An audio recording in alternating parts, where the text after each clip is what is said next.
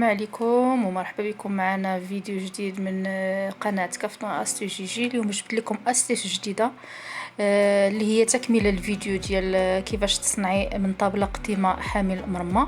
اليوم جبت لكم هذا الفيديو باش نبين لكم التطبيق ديال المرمى كيفاش كنستعملوها. كيف ما شفتوا دوك الفيزات اللي كنت ركبت راني دابا حليتهم بعد ما تبت المرمى، درت فيها الثوب اللي غادي نخدم عليه. صافي حليت هذوك الفيسات لان ديجا كنا درنا فيها الرسولات. هانتوما كتشوفوا بطريقه سهله جدا، يعني كنسدوا هذوك الرسولات هما اللي كيخليو هذوك لي فيس كيتسدوا مزيان وكيروموا على المرمى مزيان. هانتوما المرمى شاده، يعني دابا غادي نتهنى من هذاك بقى شاد المرمى، هز من هنا طيح لك من هنا. دابا الحمد لله هاد الطابله هذه اللي استغليتها كانت عندي قديمه، كانت ديال التلفازه وما بقيتش استعملتها، عاودتها بالفيرني. راه كاين الفيديو ديالها دابا نخلي لكم الرابط ديالو. غادي تلقاوه الفوق يبان لكم في العريضه ديال الشاشه. تهنيت الحمد لله. دابا كتحطي المرمى ديالك، كتحطي العقيق اللي بغيتي تخدمي به. وهانتوما شوفوا الثقل اللي غادا تهز المرمى، يعني محطوطه صحيحه، يعني ماشي انا كنزيد كنحط لكم. ما غاداش نخدم دابا هذا الموديل، غادا غير كنوريكم كيفاش تثبتوا المرمى في هذه الطبله هذه، في هذا حامل.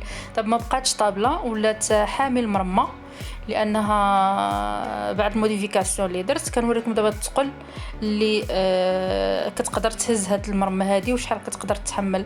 بطبيعه الحال داك العرض اللي درت في دوك العويدات يهز لي اي عرض، اي كبر او لا اي عرض ديال المرمى درت. انا خدمت معكم هنا بمثال ديال مرمى كبيره، شوفوا تبارك الله مرمى كبيره ومازال باقي فين يعني مازال مرمى كبر منها مازال تجي، يعني كتقدروا تحكموا فيه. لما مرمى صغيره، مرمى موين، مرمى كبيره، يعني داك الحامل الحمد لله يعني زعما صدق شي حاجه زوينه. وانا دابا جبت لكم التطبيق ديالو كيفاش كنركب فيه المرمى وكيفاش غنبدا نخدم.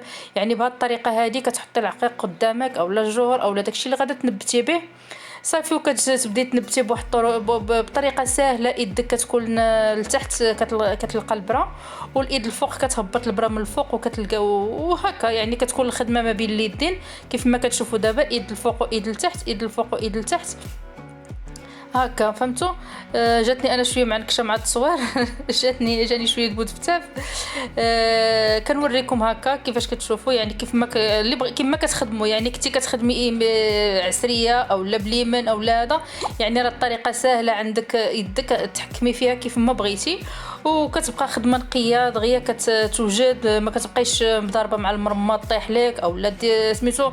كلشي كيكون ساهل في التنبات ديالو، لا لي زيستراس لا الجوهر لا اي حاجه، يعني طريقه سهله. نتمنى تعجبكم والفكره، نتمنى تعجبكم. نتلاقاو في استيو جديده من لي زاستيوس كافطون اي جيجي.